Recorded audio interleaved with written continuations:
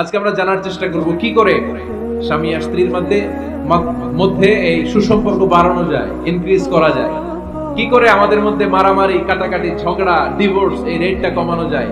এই ব্যাপারে আমাদের জানার দরকার আছে না নাই? ইসলামী শরিয়া স্বামী স্ত্রী প্রত্যেককে ইন্ডিভিজুয়ালি আলাদা আলাদা কিছু দায়িত্ব দিয়েছে। স্বামীকে কিছু দায়িত্ব দিয়েছে, আবার স্ত্রীকে কিছু দায়িত্ব দিয়েছে, আবার উভয়কে কিছু দায়িত্ব দিয়েছে। আমরা শুরুতে স্বামী স্ত্রীর উভয়কে আল্লাহ তাআলা কি দায়িত্ব দিয়েছে এটা জানবো, তারপরে স্ত্রীদেরকে আল্লাহ তাআলা কি দায়িত্ব দিয়েছেন সেটা জানবো, সবশেষে স্বামীদেরকে আল্লাহ তাআলা কি দায়িত্ব দিয়েছে সেটা জানবো। এই দায়িত্বগুলো পালন করার মধ্য দিয়ে দাম্পত্য জীবনকে সুখময় করে দিবে কে? আল্লাহ। শুরুতে আমরা জানবো যে কালেক্টিভ রেসপন্সিবিলিটি, যৌথ দায় দায়িত্ব কি আছে স্বামী আর স্ত্রী, কেমন করে দাম্পত্য জীবনকে সুখময়, শান্তিময় করতে হয়। একটা দাম্পত্য জীবন কলহমুক্ত করতে চাইলে, সুখময় করতে চাইলে সর্বপ্রথম স্বামী স্ত্রীর যেটা খেয়াল রাখতে হবে সেটা হচ্ছে স্বামী স্ত্রীর উভয়ের স্যাক্রিফাইসের মানসিকতা থাকা লাগবে। স্যাক্রিফাইস, আওয়াজ করে আমার সাথে সাথে বলেন স্যাক্রিফাইস। এই স্যাক্রিফাইস ছাড়া দাম্পত্য জীবন টিকবে? দুইজনেই যদি ঝগড়া করে, দুইজনেই যদি রেগে যায়, ঝামেলা আছে না নাই? স্বামী রেগে গেলে স্ত্রীকে থেমে যেতে হয়, আবার স্ত্রী রেগে গেলে স্বামীকে থেমে যেতে হয়। স্বামীও যদি রেগে যায়, স্ত্রীও যদি রেগে যায়, তাহলে তৃতীয় বিশ্বযুদ্ধ বেঁধে যাবে, ঠিক কি না? এই জন্য রেগে গেলেন তো হেরে গেলেন, রাগা যাবে না। স্বামী যদি রেগে যায়, স্ত্রী থেমে যেতে হবে। স্ত্রী যদি রেগে যায়, স্বামী থেমে যেতে হবে। এটাই দাম্পত্য জীবনের সুখ আর সমৃদ্ধির মূল ফর্মুলা। স্যাক্রিফাইস করতে হবে। এর কারণ আপনি যদি দোষ খুঁজতে শুরু করেন, দোষ ছাড়া পৃথিবীতে মানুষ নাই, ঠিক কি না? No one is perfect in this world. এই পৃথিবীতে কেউই পারফেক্ট না। আপনি যে আপনার স্ত্রীর দোষ খোঁজেন, আপনারও দোষ আছে না নাই? আবার ভাবি যদি আপনার খালি দোষ খোঁজে, ভাবিরও দোষ আছে না নাই? না, এজন্য দোষ খুঁজবেন না, স্যাক্রিফাইস করেন, একটু মানিয়ে নিন। দাম্পত্য জীবনটা এরকমই, একটু ছাড় দিতে হয়, একটু মানিয়ে নিতে হয়। দাম্পত্য জীবনে কখনো মন খারাপ, কখনো মন ভালো, কখনো রোদ, কখনো বৃষ্টি, এই নিয়েই দাম্পত্য জীবন, ঠিক কিনা? তাহলে দাম্পত্য জীবনে যদি আমরা সুখ পেতে চাই, সকল নবদম্পতিকে বলবো একটু ছাড় দেওয়ার মানসিকতা বিল্ড আপ করেন। একটু মানিয়ে নেন, একটু মানিয়ে নেন, একটু ছাড় দেন, একটু মিলেমিশে চলেন। এক স্যাক্রিফাইস আমাদের জীবনটারে, আমাদের দাম্পত্য জীবনটাকে একটা জান্নাতি দাম্পত্য জীবন বানাই দিবে, ঠিক কিনা? দাম্পত্য জীবনকে সুখী করার 2 নাম্বার ফর্মুলা হচ্ছে ঝগড়া করা যাবে না। আপনারা ঝগড়া করেন নাকি? হ্যাঁ, বউয়ের সাথে ঝগড়া করেন না এরকম বিবাহিত পুরুষ কে কে আছেন দেখি এখানে? হাত তুলছে অনেকে, বিশ্বাস হয় আপনাদের? হ্যাঁ, অনেক ঝগড়া। হ্যাঁ, আচ্ছা, মেয়েরা বেশি করে? না না, এই মহিলা প্যান্ডেল আছে এদিকে, এদেরকে জিজ্ঞেস করলে বলবে সব দোষ আপনাদের, আর আপনারা দোষ দিচ্ছেন এদের। ঝগড়া করবেন না মেহরবানি করে, সম্মানিত ভাইরা, ঝগড়া করবেন না। কারণ এই ঝগড়া থেকে, সামান্য ঝগড়া থেকে অনেক সময় বিচ্ছেদের দিকে চলে যায় সম্পর্ক। ছোট্ট ঝগড়া থেকে যেতে যেতে ঝগড়া বাড়তে বাড়তে ডিভোর্সের দিকে গড়ায়, এরকম আছে না নাই? না, সামান্য ঝগড়া যদি বেঁধে যায়, শয়তান এটার মধ্যে বাতাস দেয়, এটারে বাড়াতে বাড়াতে শয়তান অনেক বড় করে। ইমানদারদের পরিবার ভেঙে গেলে শয়তান খুশি, আর ইমানদারদের পরিবার টিকে থাকলে আমার আল্লাহ খুশি। আমরা কার খুশি চাই? জোরে বলতে হবে, খুশি চাই কার? শয়তান সব সময় চায় ইমানদারদের ফ্যামিলি ভেঙে দিতে। Always he tries his level best to break down the relationship of a mu'min family. একজন ইমানদারের ফ্যামিলি কি করে ব্রেক ডাউন করে দেয়? এজন্য ঝগড়াই করব না। আপনি ঝগড়া করলে ভাবি যেন ঠান্ডা থাকে, ভাবি ঝগড়া শুরু করলে আপনি ঠান্ডা থাকবেন। ঝগড়া করা যাবে না, কিন্তু ঝগড়া হয়ে যায় ফ্যামিলিতে, এটাকে চেক দিতে হবে। ঝগড়া নিয়ে অনেক মজার মজার গল্প আছে। একটা গল্প দিয়ে আজকে শুরু করি। এক লোক মাহফিল শেষ করে 11টার দিকে বাসায় ফিরেছে।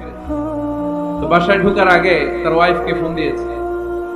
ফোন দিয়ে বলতেছে, এই মাহফিল শেষ, আমি কিন্তু বাসায় চলে আসতেছি, শুরু করার আগে তাড়াতাড়ি দরজাটা খুলো। স্ত্রী আবার রাতের খাবার স্বামীকে ছাড়া খায় না। স্ত্রী দরজা খুলে দাঁড়ায় আছে, স্বামী বেচারা আসছে।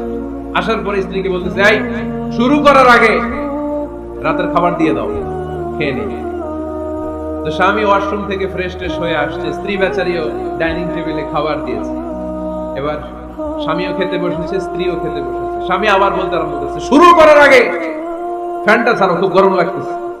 এবার তো স্ত্রী রেগে মেগে আগে, কি আসার পর থেকে শুরু করার আগে কি শুরু করার আগে? স্বামী বলতেছে, এই তো শুরু হয়ে গেল, এই শুরু হয়ে গেল। মানে কি? ঝগড়া। নীলফামারীর ভাইয়েরা, এটা শুরু করা যাবে না। শুরু করবেন আপনারা, ঝগড়া করবেন। আমাদের ফ্যামিলি গুলো থেকে ঝগড়াকে আজকে থেকে আমরা নো বলে দিলাম। মানে না, ঝগড়াকে কি বললাম? সবাই বলতে পারেন না, আওয়াজ করে বলেন, ঝগড়াকে আমরা কি বলবো? নো। ঝগড়া করা যাবে না। শয়তান ঝগড়া বাঁধাতে খুব উস্তাদ।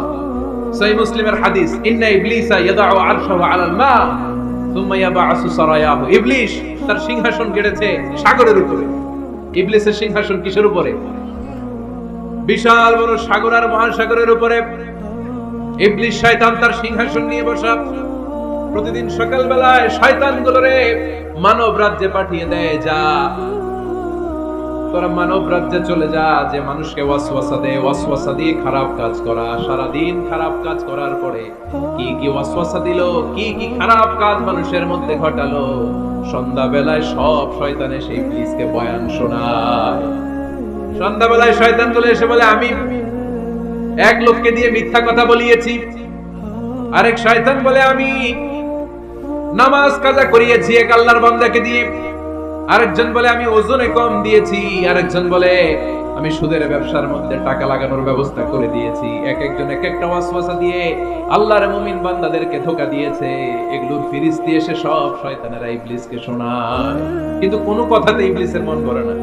কোন শয়তান এসে বলে, আমি তো এমন মদের আড্ডাখানায় নিয়ে গেছি আল্লাহর বান্দাদেরকে, এগুলো নামাজই পড়ে নাই, খালি মদ খেয়েছে।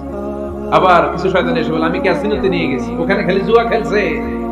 আবার কিছু শয়তান এসে বলে, আমি বাজারের মধ্যে ফরমালিনের এই ওয়াসওয়াসা ঢুকাই দিছি।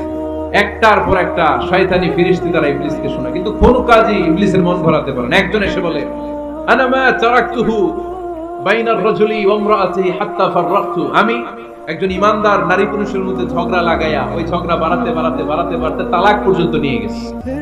নাউজুবিল্লাহ পড়বেন না? শয়তান এবার তার উপর খুশি হয়ে যায়। সব শয়তানগুলোকে ঠেলে ইবলিস এই শয়তানকে কাঁধে তুলে নাচতে শুরু করে দেয়। কারণ মুমিন বান্দার সংসার যদি ভেঙে যায়, শয়তান খুশি হয়ে যায়। আর মুমিন বান্দার সংসার টিকে থাকলে খুশি হয়ে যায় কে? এজন্য নীলফামারীর ভাইরা, ঝগড়া করা যাবে না। দাম্পত্য জীবনকে সুখী করতে চাইলে ঝগড়াকে আমরা নো বলে দিব। ঝগড়া অনেক সময় হবে, কিন্তু এটাকে বাড়তে দেওয়া যাবে না। এটাকে আমরা স্পেস দিব না, ওইখানে থামায় দিতে হবে। রাজি আছেন তো সবাই? আল্লাহ রাসূল সাল্লাল্লাহু আলাইহি ওয়াসাল্লামের ফ্যামিলিতেও ঝগড়া হতো। আম্মা জান আয়েশা রাদিয়াল্লাহু তাআলা আনহার সাথে আল্লাহ রাসূল সাল্লাল্লাহু আলাইহি ওয়াসাল্লামের ঝগড়া হতো, হাদিসে পাওয়া যায়। কিন্তু এগুলো ছিল মধুর ঝগড়া, সুন্দর ঝগড়া। সুবহানাল্লাহ পড়ে। আল্লাহর হাবিব বলেন, ইয়া আয়েশা ইন্নী লা আ'লামু ইযা কুনতি আন্নী রাদিয়া ওয়া ইযা কুনতি আলাইয়া গাদবা। ও আয়েশা, তুমি কখন আমার উপর রেগে থাকো সেটাও আমি বুঝি, আবার কখন খুশি থাকো সেটাও বুঝি। আম্মা জান আয়েশা বললেন, ইয়া রাসূলুল্লাহ, ইয়া হাবিবাল্লাহ, কেমন করে আপনি বুঝেন যে আমি আপনার উপর রেগে আছি, আবার কেমন করে আপনি বুঝেন আমি আপনার উপর সন্তুষ্ট আছি? বিশ্বনবী বললেন, আয়েশা, তুমি যখন আমার উপরে খুশি থাকো, আমার উপর যখন তুমি রাজি থাকো, তখন তুমি দোয়ার সময় এইভাবে দোয়া করো, ওয়া রাব্বি মুহাম্মাদ, মুহাম্মাদের রব, আপনি আমাদের সব গুনাহগুলো মাফ করে দেন।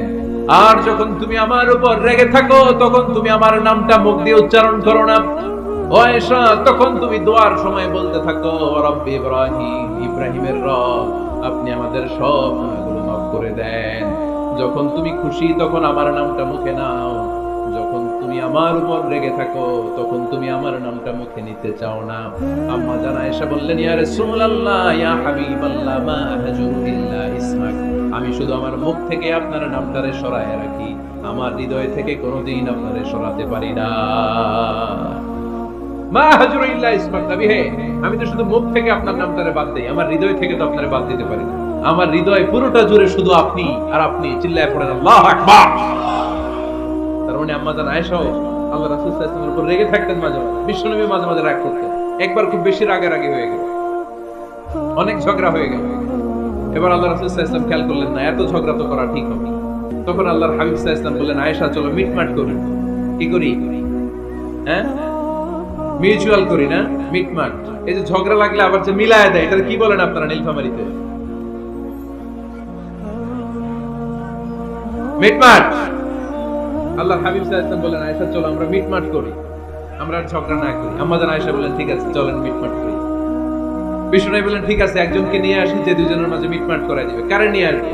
ওমরে ফারুককে নিয়ে আসি। আম্মা জান আয়েশা বলেন, না, ওমরও গলিদ, ওমরের মেজাজ গরম, আমার ভয় লাগে। সুবহানাল্লাহ পড়বেন না? বিষ্ণু বললেন, তাহলে তোমার আব্বারে নিয়ে আসি। কই নিয়ে আসেন, আব্বারে খুব ভালো লাগে। বিষ্ণু বললেন, ঠিক আছে তোমার কথাই রইলো, ওমরকে ডাকবো না, তোমার আব্বা আবু বকরকে নিয়ে আসবো।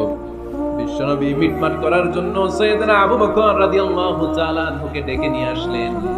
সাইয়েদনা আবু বকর রাদিয়াল্লাহু তাআলা আনহু ঘরে ঢুকলেন। বিশ্বনবী বললেন, আয়েশা আমার আর তোমার মাঝে কি নিয়ে ঝগড়া হয়েছে? কথাটা কি তুমি বলবা নাকি আমি বলবো? আম্মা জান আয়েশা বলেন, আপনিই বলেন, তবে মিথ্যা বললেন না, যা ঘটছে ওইটাই বললেন। ওয়ালা তাকুলিল্লাহ হাক্কান, যেটা সত্য ওইটাই বলবেন, অন্য কিছু বলবেন না। আবু বকর রাদিয়াল্লাহু তাআলা আনহু তো শুনে রেগে মেগে আগুন। কি এত বড় সাহস, বিশ্বনবীর সামনে দাঁড়িয়ে তুমি এভাবে কথা বলো? এই আদব শিক্ষা দিয়েছি তোমাকে আমি। রেগে গেলেন। বিশ্বনবী কি সত্য ছাড়া মিথ্যা কিছু বলবেন? রেগে মেগে চিৎকার করে মেয়ের গালের মধ্যে দিলেন এক চপেটাঘা। এক থাপ্পড় খেয়ে আম্মা জান আয়েশা উল্টায় পড়লেন। আবার মারার জন্য সাইয়েদনা আবু বকর রাগে গড়গড় করছিলেন, মেয়েরে আবার মারার জন্য উদ্যত হলেন। বিশ্বনবী অবস্থা ভয়ঙ্কর দেখে সাইয়েদনা আবু বকরের সামনে দুই হাত মেলে এইভাবে দাঁড়িয়ে গেলেন।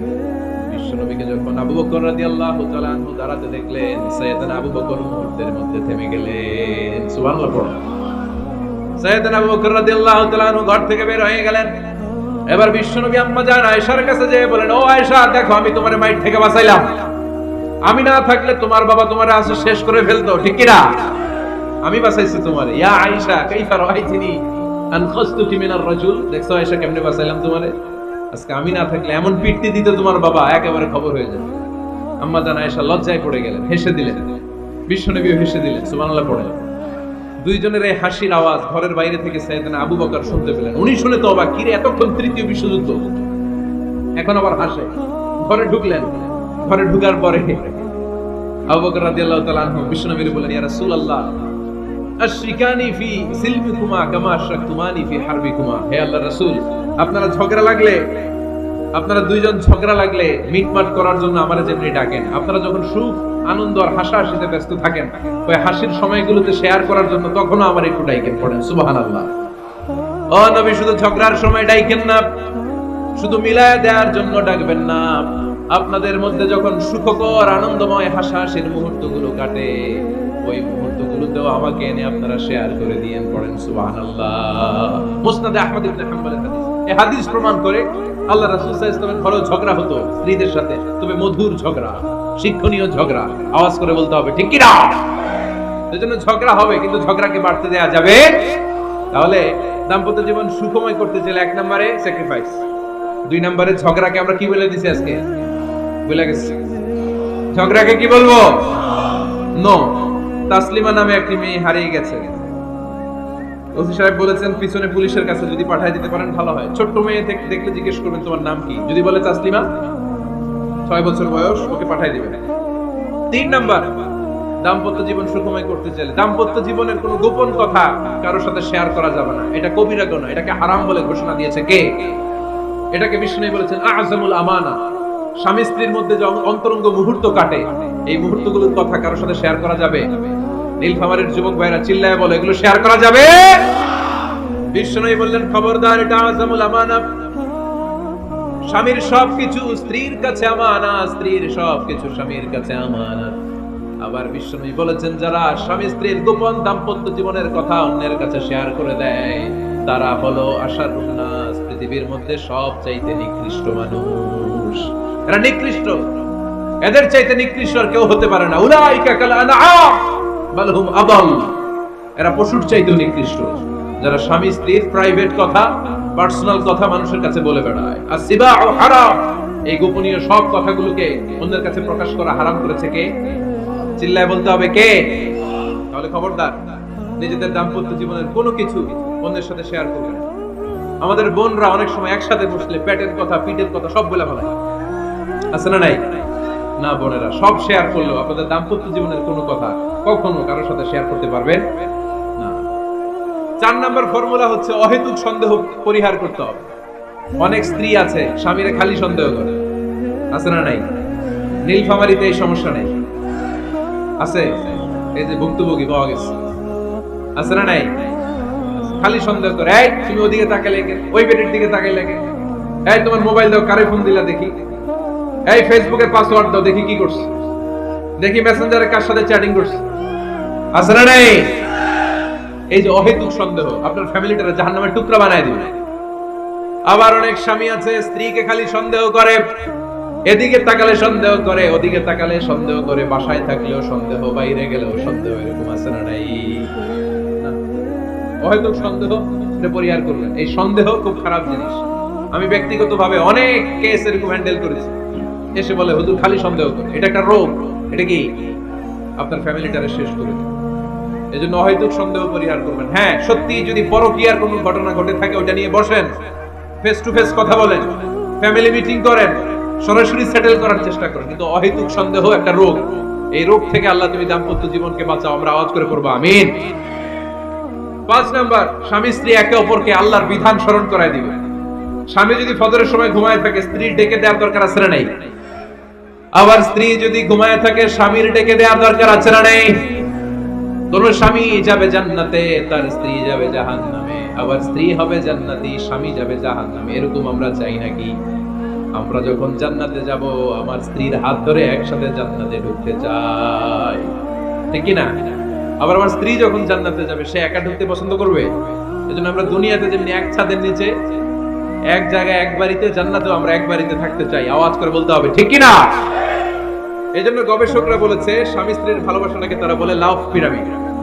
কি পিরামিড? লাভ পিরামিড। এই ত্রিভুজ আকৃতি। কি রে ভাই? আচ্ছা, লাভ পিরামিড, ত্রিভুজ আকৃতি, ট্রায়াঙ্গেল। আপনারা ত্রিভুজ চিনেন? কথা কয় না। ত্রিভুজের কয় কোণা? কয় কোণা? 3 কোণা। এই যে এরকম, তাই না? এজন্য স্বামী স্ত্রীর ভালোবাসাটাকে বলে লাভ পিরামিড। উপরে এরকম সমুচার মতো না, উপরে থাকে আল্লাহ, আর ডানে স্বামী, বায়ে স্ত্রী। এই 2 কোণায় স্বামী স্ত্রী, আর উপরের কোণায় আল্লাহ। স্বামী স্ত্রী যদি আল্লাহর আনুগত্যের দিকে যেতে চায়, যতই তারা the couple come to Allah, they come closer to each other। তারা যদি আল্লাহর কাছাকাছি যায়, তারা নিজেরাও কাছাকাছি হয়, ঠিক কি না? তারা আল্লাহর কাছে যেতে যেতে যেতে যেতে আল্লাহর ইবাদতে যদি একেবারে আল্লাহর কাছে চলে যায়, তারা নিজেরাও কাছাকাছি চলে যায়, ঠিক কি না? আর তারা আল্লাহর আনুগত্য থেকে যত দূরে সরে, তারা নিজেরাও নিজেদের থেকে তত দূরে সরে পড়ে। চিল্লায় বলেন, ঠিক কি না? লাভ পিরামিড এটা। এজন্য the closer the couple comes to Allah, the closer the couple comes to each other। কাপল স্বামী স্ত্রী আল্লাহর ভালোবাসা নিজের মধ্যে যত গাঢ় করবে, আল্লাহর আনুগত্য যত বেশি করবে, আল্লাহর ইবাদত যত করবে, নিজেরাও তত কাছাকাছি আসবে। আর আল্লাহরে যত ভুলবে, নিজেদের মধ্যে বড় বড় ফারাক করে দিবে কে? তাহলে এই 5টা বিষয় স্বামী স্ত্রীর উভয়ের উপর বর্তায়। এগুলো মেনে চললে দাম্পত্য জীবনকে সুখময় করে দিবে কে? আল্লাহ। এবার আমরা শুনবো আমাদের বোনদেরকে। যে ডান দিকে আমি শুনলাম আমাদের বোনদের বিশাল প্যান্ডেল, আছে না নাই? আচ্ছা, আজকে বোনদের দিয়ে শুরু করি। স্ত্রীদেরকে আল্লাহ কি দায়িত্ব দিয়েছে একটা ফ্যামিলিকে সুন্দর করতে, একটা দাম্পত্য জীবনকে সুন্দর করতে। স্ত্রীর 1 নম্বর দায়িত্ব হচ্ছে she should make a comfort to her husband। স্ত্রীর উচিত স্বামীর জন্য ঘরটাকে প্রশান্তির নীড় বানিয়ে রাখা। কি বানিয়ে রাখা? প্রশান্তির নীড়। স্ত্রী হওয়া উচিত এমন যাকে দেখলে স্বামীর চোখ জুড়ায়, স্বামীর প্রাণ জুড়িয়ে যায়, স্বামীর হৃদয়টা ঠান্ডা হয়ে যায়, ঠিক কিনা? আর স্ত্রীর দিকে তাকালে যদি মেজাজ গরম হয়ে যায়, মেজাজ খিটখিটে হয়ে যায়, ঝামেলা আছে না নাই? ঝামেলা আছে। এজন্য মেহেরবানি করে আমাদের বোনরা যারা, এমন কোন কাজ করবেন না যেটা স্বামীর মেজাজকে খিটখিটে করে দেয়। কারণ আল্লাহ তাআলা আপনাদেরকে তৈরি করেছে লিতাসকুনু ইলাইহা, স্বামী আপনার কাছে গেলেই যেন তার হৃদয়টা প্রশান্ত হয়ে যায়, ঠিক কি না? অনেক স্ত্রী আছে না জেনে না বুঝে স্বামীর সাথে এমন খিটখিটে মেজাজ দেখায় যেটা স্বামীর জন্য মেনে নেওয়া কষ্টকর, কারণে হার্ট অ্যাটাক করে মারা যায়, আছে না নাই? এই তো ভুক্তভোগী পাওয়া গেছে। স্বামীর জন্য একটা ত্রাস হয়ে দাঁড়ায় স্ত্রী, ত্রাস। অনেক স্বামী আছে স্ত্রীর এরকম আচরণের কারণে, অতিরিক্ত প্রেসার ক্রিয়েট করার কারণে স্ত্রীদেরকে ভয় পায়। অবশ্য নীলফামারীর কোন স্বামী তার স্ত্রীরে ভয় পায় না। ভয় পায়? স্ত্রীরে ভয় পান কে কে দেখি?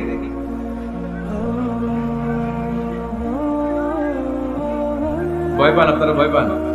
হ্যাঁ।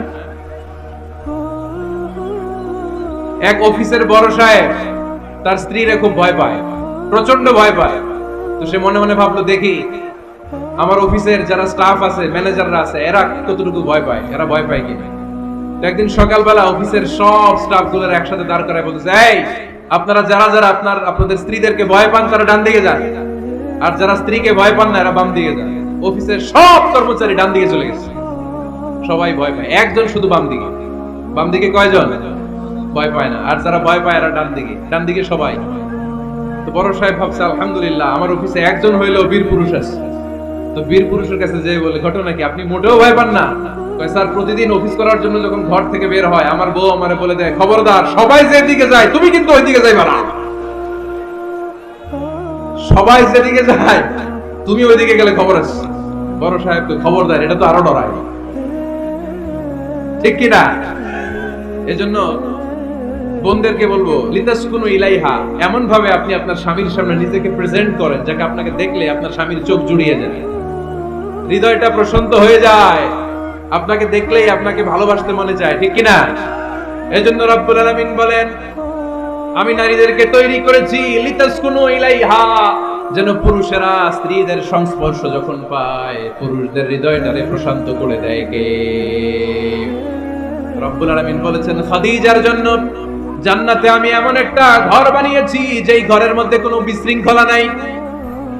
খাদিজার জন্য জান্নাতে এমন একটা প্রাসাদ আমি বানিয়েছি যেই প্রাসাদের মধ্যে কোনো আওয়াজ নাই, কোনো কোলাহল নাই, কোনো বিশৃঙ্খলা নাই। কারণ খাদিজা আমার নবীকে এমন একটা ঘর উপহার দিয়েছে যেই ঘরের মধ্যে কোনো বিশৃঙ্খলা ছিল না, আওয়াজও ছিল না। পড়েন সুবহানাল্লাহ। আল্লাহ রাসূল যখন সারাদিন কাফেরদের মাঝে কোরআনের দাওয়াত দিতেন, কোলাহল, মারামারি, জীবনের ঝুঁকি নিয়ে মক্কার কুরাইশদের মাঝে যখন দাওয়াত দিতেন, সব বিশৃঙ্খলা, ঝামেলা, গোলমাল শেষ করে রাতের বেলায় যখন খাদিজার ঘরে বিশ্বনবী ঢুকতেন, বিশ্বনবীর হৃদয়টারে প্রশান্ত করে দিত কে? আম্মাজান খাদিজা বিশ্বনবী সাল্লাল্লাহু আলাইহি ওয়াসাল্লামের জন্য এমন ঘর উপহার দিয়েছেন যেই ঘরে বিশ্বনবী আসলে বিশ্বনবীর হৃদয়টা ঠান্ডা হয়ে যেত। সুবহানাল্লাহ পড়ুন। অনেক স্ত্রী আছে স্বামী ঘরে ঢুকলেই ঘরে আটা নাই, রুটি নাই, চাল নাই, ডাল নাই, এটা লাগবে ওইটা লাগবে, ওখানে যেতে হবে, একটার পর একটা ফিরিস্তি বলে বেড়ায়, আছে না নাই? না, এটা করবেন না। আপনার কি লাগবে এই সব দায় দায়িত্ব আল্লাহ তাআলা স্বামীকে দিয়েছে, স্বামীকে জানাবেন, তবে ধীরে সুস্থে, ধীরে সুস্থে স্বামীর জন্য ঘরটাকে এমন করে রাখতে হবে যেন ঘরে ঢুকলেই স্বামীর হৃদয়টারে প্রশান্ত করে দেয় কে? এজন্য স্ত্রীর প্রথম দায়িত্ব ঘরটারে প্রশান্তির নীড় বানানো। এখানে কি আবার কি? আবার কি এখানে মারামারি? দুই দল নাকি?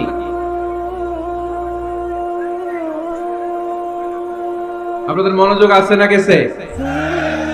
কষ্ট হচ্ছে? হ্যাঁ, অনেক রাত হয়ে গেছে তো, প্রায় 10:30। হ্যাঁ, তাকবীর পড়েন, লিল্লাহে তাকবীর। কিছু লোক ওঠা বসা শুরু করলেন কেন? হ্যাঁ, 1 নাম্বার, 2 নাম্বার, 3 নাম্বার নাই তো আবার? হ্যাঁ, 1 নাম্বার নাকি পেশাব করা, 2 নাম্বার নাকি টয়লেটে যাওয়া, 3 নাম্বার নাকি এইটা। বিড়ি খান আপনারা? বিড়ি আর সিগারেটের সাথে মুসলমানের সম্পর্ক আছে না। কোন মুসলমান সিগারেট খেতে পারে, বিড়ি টানতে পারে? কারণ এটা এমন একটা খাবার যে খাবার টয়লেটে ঢুকেও খাওয়া যায়। সিগারেট ছাড়া কোন খাবার টয়লেটের ভেতরে খাওয়া যায়? কথা বলেন, খাওয়া যায়? এবং সিগারেট পৃথিবীর এমন খাবার যে খাবারের গায়ে এই খাবারের বদনাম লেখা থাকে, ঠিক কিনা? সিগারেট ছাড়া পৃথিবীর কোন খাবারে ওই খাবারের বদনাম আছে? কথা বলেন। ধরেন আপনাদের নীলফামারীতে নতুন 1 প্যাকেট বিস্কিট বেরিয়েছে, যে বিস্কিটের গায়ে লেখা এই বিস্কিট খাওয়ার 1 ঘন্টার মধ্যে ডায়রিয়া শুরু হবে। ওটা খাইবেন কে কে? খাবেন আপনারা? কি বলবেন দোকানদারে, তোর বিস্কিট তুই খা, তোর ডায়রিয়া হোক, ঠিক কিনা? কিন্তু এই সিগারেটের গায়ে কিন্তু লেখা থাকে স্মোকিং কজেস ক্যান্সার, ধূমপান স্বাস্থ্যের জন্য ক্ষতিকর, ধূমপান কর্কট রোগের কারণ, ধূমপান করলে এটা বিষপানের শামিল। এই সিগারেট এটা তৈরি হয় তামাক পাতা থেকে, টোবাকো প্ল্যান্টস। এই তামাক পাতা চাষ হয় নাকি নীলফামারীতে? হ্যাঁ, বাংলাদেশে সবচেয়ে বেশি, সবচেয়ে বেশি নীলফামারীর কোন থানায়? সদরে, শহর অঞ্চলে। আচ্ছা, এই তামাক পাতার চারদিকে বেড়া দেয়া লাগে না জানেন? কারণ ছাগলও মুখ দেয় না। তো যেটা ছাগলে খায় না ওটা মানুষ খেতে পারে? আওয়াজ করে বলেন। তাহলে ঝগড়ারে যেমনি আজকে আমরা নো বলে দিলাম, এই সিগারেট, এই মাদক, এগুলাকে আজকের প্রোগ্রাম থেকে আমরা নো বলে দিব। পারা যাবে? মাদককে আমরা নো বলে দিলাম। আওয়াজ করে বলেন, মাদক আর সিগারেটকে কি বললাম? নো। আল্লাহ তুমি বোঝার তৌফিক দান করো, আমরা পড়ি আমিন।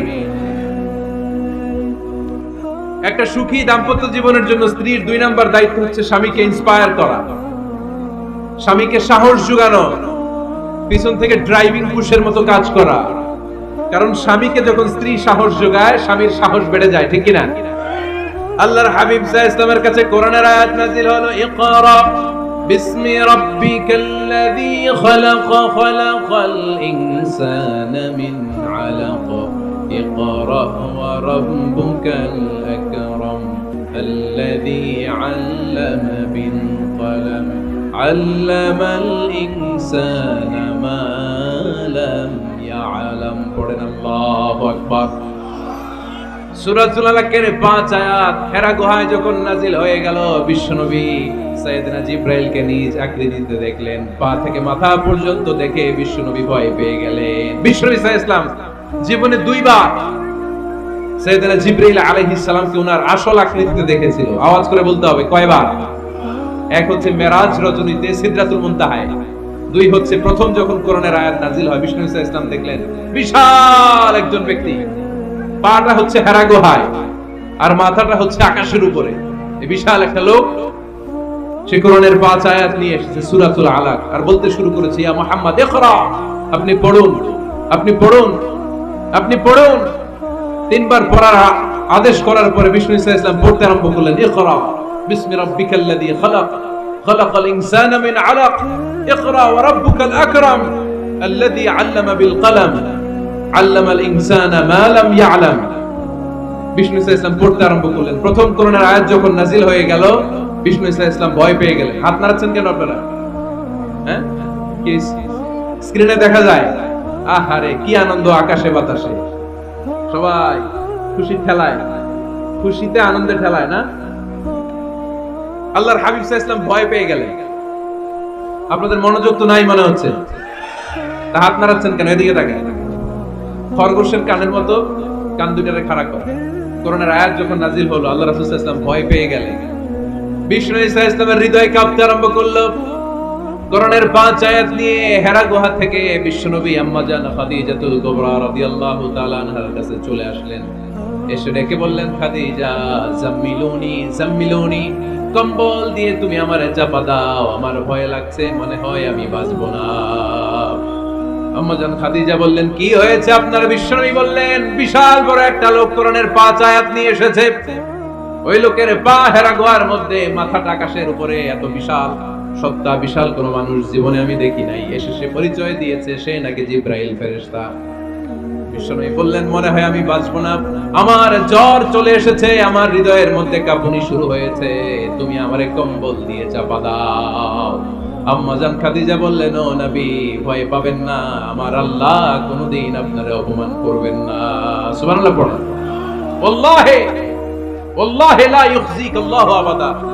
নবী গো, আল্লাহ আপনারা অপমান করবেন না, কারণ আপনার মধ্যে এমন এমন ভালো ভালো গুণ আছে, এই গুণাবলীগুলি যে মানুষের মধ্যে থাকে তাকে আমার রব কোনদিন অপমান করতে পারে না। চিল্লায়ে বলেন ঠিক কি না? নবী হে, ইন্নাকা লা তাসিলুর রাহিমা, আপনি আত্মীয়তার সম্পর্ক বজায় রাখেন। ও নবী, তাসদুকুল হাদিসা, সব সময় আপনি সত্য কথা বলেন। ওয়া তাহমিলুল কাল্লা, আপনি মানুষের বোঝা টেনে দেন। ওয়া তাকসিবুল মা'দুমা, যার উপার্জন করার কেউ নাই, নিজে গায়ে খেটে আপনি তারে উপার্জন করে দেন। ওয়া তু'ইনু আলা নাওয়াইবিল হক, সত্য যেখানে বিপন্ন সেখানে আপনি সাহসী সৈনিকের মতো দাঁড়িয়ে যান। সুবহানাল্লাহ। নবী, আপনি ভয় পাবেন না, কারণ আপনি এমন অসাধারণ ব্যক্তিত্ব, এমন জনকল্যাণমূলক কাজের আঞ্জাম আপনি দেন, এরকম লোককে আল্লাহ কখনো অপমান করতে পারে? আপনি চালিয়ে যান, আপনাকে থামানোর মতো অপশক্তি গোটা বিশ্বে দ্বিতীয়টা নাই। চিল্লায় বলেন ঠিক কিনা? বিশ্বনবীকে সাহস জুগিয়েছেন, এরকম সাহস জোগানোর মতো স্ত্রী আমাদের দরকার আছে না নাই? বিশ্বনবী সারাদিন বাইরে যখন কাফির মুশরিকদের অত্যাচার অনাচার সহ্য করে ঘরে আসতেন, আম্মা জান আয়েশা এমন সাহসিকতার বাণী শোনাতেন, এমন মোটিভেশন শোনাতেন, এমন ইন্সপায়ারেশন দিতেন, বিশ্বনবী সারাদিনের সব দুঃখ কষ্ট ভুলে গিয়ে এর পরের দিনের দাওয়াতি কাজের জন্য নতুন করে এনার্জি ফিরে পেতেন। চিল্লায় পড়েন আল্লাহু আকবার। এজন্য স্ত্রীর 2 নাম্বার কাজ হচ্ছে স্বামীকে সাহস যোগানো। 2 নাম্বার কাজ কি? স্বামীকে সাহস যোগানো, স্বামীকে সাপোর্ট দেয়া। স্ত্রীর 3 নাম্বার কাজ হচ্ছে স্বামীর ডাকে সাড়া দেয়া। কি দেয়া? স্বামী যদি স্ত্রীর সঙ্গ পেতে চায়, স্ত্রীর ওই ডাকে সাড়া দিতে হবে। রাতের বেলা স্বামী যদি স্ত্রীর সঙ্গ চায়, আর স্ত্রী যদি সঙ্গ না দিয়ে চলে যায়, ফজর পর্যন্ত ওই স্ত্রীর উপর আল্লাহর ফেরেশতারা লানত দিতে থাকে। চিল্লায় পড়েন নাউযুবিল্লাহ। তবে হ্যাঁ, ভ্যালিড যদি কোনো কজ থাকে, ভ্যালিড কজ, অসুস্থতা, অন্যান্য কমপ্লেক্সিটি যদি থাকে, সেটা ভিন্ন ব্যাপার। কিন্তু ইগোর কারণে, ইগো, মেজাজ দেখিয়ে, রাগ দেখিয়ে কোনো বোন যদি স্বামীর আহ্বানে সাড়া না দিয়ে মুখ ফিরিয়ে চলে যায়, ফজর পর্যন্ত আল্লাহর ফেরেশতারা ওই মহিলার উপর লানত দিতে থাকে। আওয়াজ করে পড়তে হবে নাউযুবিল্লাহ। আবার বিশ্বনবী বলেছেন, খবরদার, রমজান ছাড়া কোন নফল রোজা কোন স্ত্রী যদি রাখতে চায়, নফল রোজা রাখার আগে স্বামীর কাছ থেকে যেন সে অনুমতি নিয়ে নেয়। নফল রোজা, আওয়াজ করে বলেন কি রোজা? ফরজ রোজা না। দিনের বেলা যেহেতু রোজা রাখতে হয়, কোন নারী, কোন যুবতী নারী, বয়স্ক নারীদের কথা ভিন্ন, কোন যুবতী নারী যদি নফল রোজা রাখতে চায়, সে তার স্বামীর পারমিশন নেবে। কারণ হয়তো স্বামী দিনের বেলা স্ত্রীর সঙ্গ যেতে পারে, ঠিক কিনা? এজন্য স্বামীর কাছ থেকে পারমিশনের দরকার আছে না নেই? এরপরে 4 নম্বর দায়িত্ব, নিজের লজ্জাস্থানের হেফাজত করা। ফাসসালিহাতু কানিতাতুন হাফিযাতুন লিল গায়বি বিমা হাফিজাল্লাহ। আল্লাহ নেককার স্ত্রীদের বর্ণনা যখন কালামুল্লাহ মাজিদে দিয়েছেন, আল্লাহ বলেছেন নেককার নারীদের প্রথম গুণ, তারা সব সময় তাদের স্বামীদের আনুগত্য করে। 2 নাম্বার, তারা তাদের নিজের লজ্জাস্থানের হেফাজত করে। 4টা কাজ কোন নারী যদি দুনিয়াতে করে, 4টা, আওয়াজ করে বলতে হবে কয়টা? মাত্র 4টা কাজ কোন নারী যদি পৃথিবীতে করে, ওই নারীর জন্য জান্নাতের 8টা দরজা খুলে দিবে কে? আওয়াজ করে বলতে হবে, খুলে দিবে কে? বিশ্বনবী বলেন, আল মারআতু ইযা সাল্লাত খামসাহা, কোন নারী যদি 5 ওয়াক্ত সালাত পড়ে, সামাত শাহরাহা, রমাদানের রোজা রাখে, আতাআত বালাহা, স্বামীর আনুগত্য করে, হাফিজাত ফুরুজাহা, লজ্জাস্থানের হেফাজত করে, এই 4টা কাজ যদি কোন নারী দুনিয়ার বুকে করে, জান্নাতের 8টা দরজা তাদের জন্য খুলে দিবে কে? এজন্য দাম্পত্য জীবনকে সুখময় করতে হলে একজন স্ত্রীর 4 নম্বর দায়িত্ব হচ্ছে নিজের সতীত্বের হেফাজত করা। 5 নম্বর দায়িত্ব হচ্ছে স্বামীর সম্পদের হেফাজত করা। সাইয়েদনা আবু সুফিয়ান রাদিয়াল্লাহু তাআলা আনহু ছিলেন খুব কৃপণ মানুষ, বিষ্ণু ইসলামের শ্বশুর। সেই বুখারীতে এসেছে, ওনার স্ত্রী এসে আল্লাহ রাসূল সাল্লাল্লাহু আলাইহি ওয়াসাল্লামের কাছে বলেন, ইয়া রাসূলুল্লাহ, ইন্না আবু সুফিয়ান রাজুলুন শাহীদ। আল্লাহর রাসূল, আবু সুফিয়ান খুব কৃপণ মানুষ, আমার আর আমার সন্তানদের খরচের জন্য যে টাকা পয়সা লাগে আমার স্বামী দেয় না। এখন আমার স্বামীর অনুমতি ছাড়া সিন্ধুক থেকে টাকা নেয় আমার জন্য জায়েজ কিনা? আল্লাহর হাবিব বললেন, হ্যাঁ, স্বামী যদি কৃপণ হয় তাহলে ফ্যামিলির খরচের জন্য যতটুকু দরকার অতটুকু নিতে পারবা, ওইটারে ক্ষমা করে দিবে কে? আমাদের অনেকের মধ্যে অনেক কৃপণ লোক আছে না নাই? এখানে নাই, মাশাআল্লাহ। এই কৃপণ লোক যদি থাকে, আপনার অনুমতি ছাড়াও ভাবি আপনার পকেট থেকে টাকা নিতে পারবে। আজকে সব গোমর ফাঁস করে দেবেন। কৃপণ যারা, তাদের পারমিশন ছাড়া পকেট থেকে, আলমারি থেকে টাকা নিয়ে যতটুকু দরকার ফ্যামিলির ততটুকু খরচ করা যাবে, অতিরিক্ত খরচ করা যাবে না। 6 নম্বর দায়িত্ব হচ্ছে ছেলে মেয়েদেরকে দেখাশোনা করা, ছেলে মেয়েদেরকে বুকের দুধ খাওয়ানো। অনেক মা আছে ছেলে মেয়েদেরকে বুকের দুধ খাওয়াতে চায় না, আছে না নাই? হ্যাঁ, ডানু খাওয়ায়, ডানু। আর কি খাওয়ায়? হ্যাঁ, মিল্ক ভিটা, আর নিডো, নেসলে, সেরেলাক, আর হ্যাঁ, বায়োমিল্ক, মাশাআল্লাহ, অনেক নাম জানেন তো আপনারা। তো মেডিকেয়ার, তো এই বুকের দুধ খাওয়াতে চায় না অনেক মায়েরা। মায়েরা যারা আছেন প্যান্ডেলে, আপনার বুকের দুধের মধ্যে বাচ্চাদের জন্য আল্লাহ রাব্বুল আলামিন ন্যাচারাল ভ্যাকসিন দিয়ে দিয়েছেন। চিল্লায় পড়েন সুবহানাল্লাহ। ন্যাচারাল, প্রাকৃতিক টিকা, বাচ্চার জীবনের প্রথম টিকাটা, সন্তানের জীবনের নবজাতক শিশুর প্রথম টিকাটা আল্লাহ তাআলা মায়ের বুকের শাল দুধের ভেতরে দিয়ে দিয়েছেন। সুবহানাল্লাহ বলেন। টিকাগুলো তো বাজার থেকে কিনতে হয়, প্রথম টিকাটা আল্লাহ ফ্রি দিয়ে দিয়েছেন। সুবহানাল্লাহ পড়বেন না?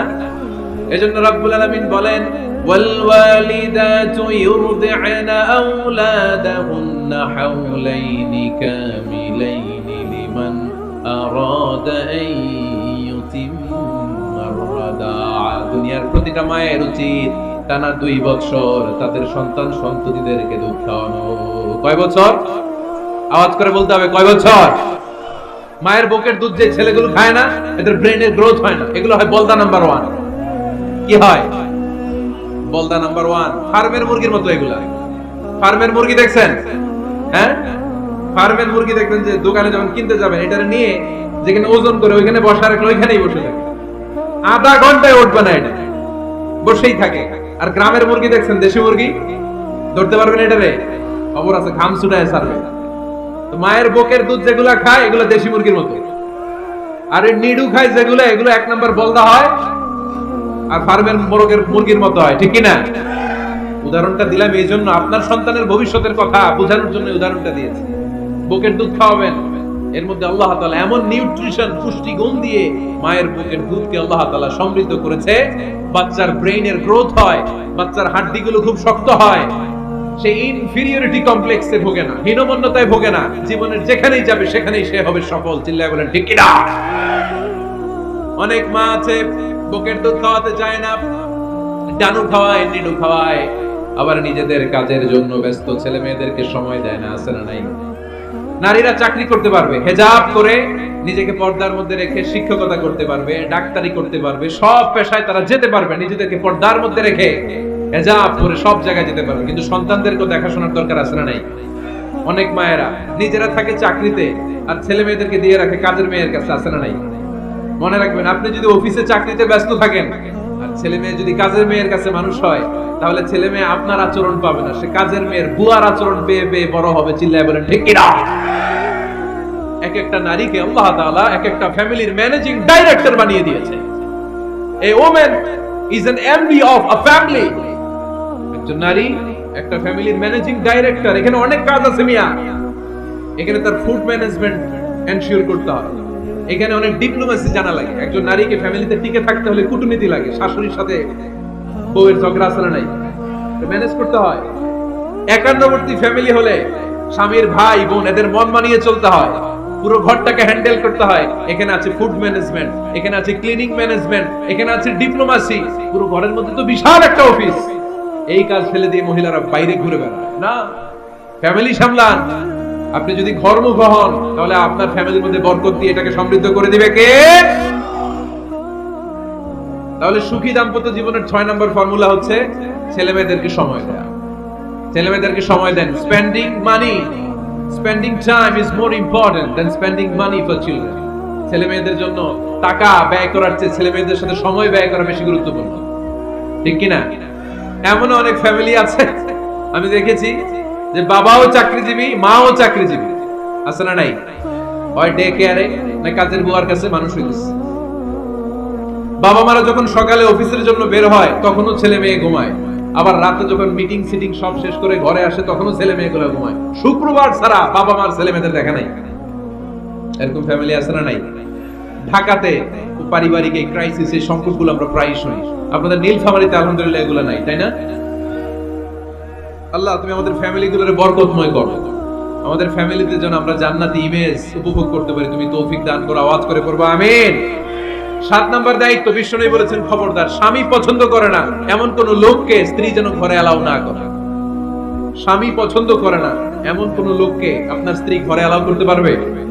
আমার বোনেরা খবরদার, আপনার স্বামীর পারমিশন ছাড়া, আপনার স্বামী পছন্দ করে না এরকম কোন লোককে আপনার ঘরে আপনি অ্যালাউ করতে পারবেন না। 8 নাম্বার, স্বামীকে আর্থিকভাবে সহযোগিতা করা। যদি স্ত্রী ধনী হয়। আমরা সব এক করে ফেলছি, আসলে ইসলামের দৃষ্টিতে স্বামীর ব্যালেন্স আলাদা, স্ত্রীর ব্যালেন্স আলাদা। স্বামীর যাকাত আলাদা, স্ত্রীর যাকাত আলাদা, ঠিক কি না? স্ত্রী ধনী হতে পারে, স্ত্রীর আলাদা সম্পদ থাকতে পারে। যদি স্ত্রীর সম্পদ থাকে, স্ত্রীর উচিত তার সম্পদ দিয়ে তার স্বামীকে এস্টাবলিশ হতে, স্বাবলম্বী হতে সহায়তা করা। যদিও এটা আল্লাহ তাআলা আবশ্যক করে দেন নাই, কারণ আর্থিক ফিনান্সিয়াল সব কাজগুলোকে স্বামীর উপরে ফরজ করেছে কে? ফিনান্সিয়ালি 1 টাকা খরচ করা, 1 টাকার দায়ভার নেওয়া কোন স্ত্রীর উপরে আল্লাহ আবশ্যক করে নাই। তারপরেও স্ত্রী যদি ধনী হয়, স্ত্রীর যদি জায়গা জমি থাকে, সম্পদ থাকে, তাহলে স্ত্রীর উচিত তার স্বামীকে স্বাবলম্বী হতে সহযোগিতা করা, ঠিক কি না? আমরা মডেল হিসেবে আম্মা জান খাদিজা রাদিয়াল্লাহু তাআলা আনহার জীবনের দিকে যদি তাকাই, তাহলে দেখব উনি অনেক মহিয়সী, গরিয়সী একজন ব্যবসায়ী নারী ছিলেন। আম্মা জান খাদিজা রাদিয়াল্লাহু তাআলা আনহা ওনার ব্যবসায় স্টাফ হয়ে বিশ্বনবী ওনার সাথে পরিচিত হলেন। বিশ্বনবীর আমানতদারিতায় মুগ্ধ হয়ে আম্মা জান খাদিজা বিশ্বনবীর বিয়ের প্রস্তাব দিলেন। আম্মা জান খাদিজা রাদিয়াল্লাহু তাআলা আনহার সাথে বিশ্বনবীর যখন বিয়ে হয়ে যায়, বিয়ের পরে আম্মা জান খাদিজা বলেন, ও বিশ্বনবী, আমার যত সম্পদ আছে, আমার ব্যবসায়ের যত মালামাল আছে, যত সম্পদ আছে, সব আমি আপনার পায়ের সামনে এনে রেখে দিলাম। আপনি দিয়ে দিলাম, সব সম্পদ আপনার আমি দিয়ে দিলাম।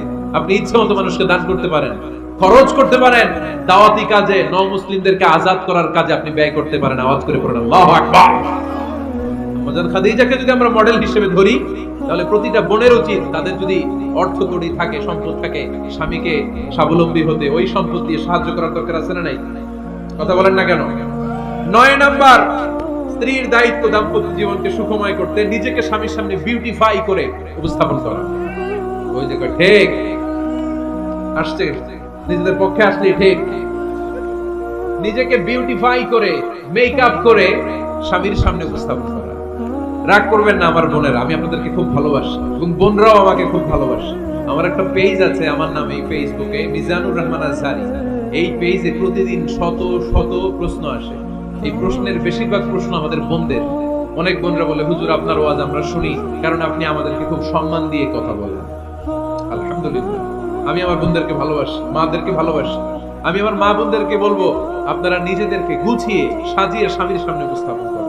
অনেক বোনেরা আছে বাইরে যাওয়ার সময় পার্লারিং করে, মেকআপ করে, সুন্দর জামা কাপড় পরে বাইরে যায়, আর স্বামীর সামনে আসলে বুয়ার মতো থাকে। আছে না নাই? স্বামীর সামনে পচা জামা, ছিঁড়া জামা, চুলের মধ্যে নাই সুগন্ধি, নিজেকে গুছিয়ে রাখে না, সামলে রাখে না, কাজের বুয়ার মতো নিজেকে উপস্থাপন করে স্বামীর সামনে। আর বাইরে গেলে মেকআপ করে, পার্লারিং করে যায়। হওয়া দরকার ছিল উল্টা। বাইরে আপনি সাদা সিধা ভাবে যাবেন, বোরকা দিয়ে নিজেকে ঢেকে যাবেন। বাইরে যাওয়ার সময় কোন নারী পারফিউম ইউজ করে যেতে পারবে না। নারীরা যত পারফিউম ইউজ করতে মনে চায় আপনার বেডরুমে, আপনার স্বামীর সামনে, ঠিক কি না? স্বামীর সামনে পারফিউম ইউজ করে, নিজেকে উজাড় করে সাজান স্বামীর জন্য। এই প্রতিটা সাজুগুজুতে সওয়াব আছে না নাই? ইসলাম ততটা চেক এন্ড ব্যালেন্স, ততটা ভারসাম্যপূর্ণ জীবন ব্যবস্থা। খবরদার, নারীরা ডিওডোরেন্ট ইউজ করে বাইরে যেতে পারবে, যেটা সে তার আর্মপিটে ইউজ করে, কিন্তু ঝাঁঝালো পারফিউম বোরকার উপর দিয়ে মেরে কোনো নারী বাইরে যেতে পারবে? কথা বলেন। সুনানে নাসাইর হাদিস, আল্লাহর হাবিব বলেন, আইয়ুমা ইমরাআতিন ইস্তা'তারাত নাফসাহা ফামাররাত আলা কওমিন লিয়াজিদু রিহাহা ফাহিয়া জানিয়া। কোন নারী যদি তার জামার উপর দিয়ে পারফিউম মেখে পুরুষ লোকের দৃষ্টি আকর্ষণের জন্য ঘরের বাইরে বের হয়, যতটা পুরুষ তার চেহারার দিকে লোলুপ দৃষ্টি নিয়ে তাকাবে, ততটা পুরুষের সাথে জিনার গুনাহ মহিলার আমলনামায় তুলে দিবে কে? পারফিউম মেখে যদি কোনো নারী বের হয় এই উদ্দেশ্যে যে ছেলেরা আমাদের প্রতি আকৃষ্ট হবে, যতটা ছেলে তার দিকে তাকাবে, প্রত্যেকটা ছেলের সাথে জিনার গুনাহ আল্লাহ তাআলা এমনি তার আমলনামায় তুলে দিবে। নাউজুবিল্লাহ পড়েন। এজন্য খবরদার, নিজেকে সাজিয়ে গুজিয়ে স্বামীর সামনে উপস্থাপন করুন। সাজিয়ে গুজিয়ে। অনেক স্ত্রীরা আছে ড্রাইভারের সাথে কথা বলার সময় মিষ্টি হাসি দিয়ে কথা বলে। বাজারে শপিং করতে গেলে আসসালামু আলাইকুম ভাই, কেমন আছেন? কি সুন্দর আসসালামু আলাইকুম। স্বামীর সামনে আসলে আর এই মিষ্টি কথাটা নাই। আছে না নাই? বাইরে তোমার চিকন গলায় কিসের আসসালামু আলাইকুম? হ্যাঁ, না, বাইরে আপনি আসসালামু আলাইকুম দিতে যাবেন না। ঝটপট করে কর্কশ ভাষায় কথা বলে শেষ। কেউ ফোন দিয়েছে, হ্যালো, কে? স্বামীকে চায়, উনি বাসায় নাই, কাট।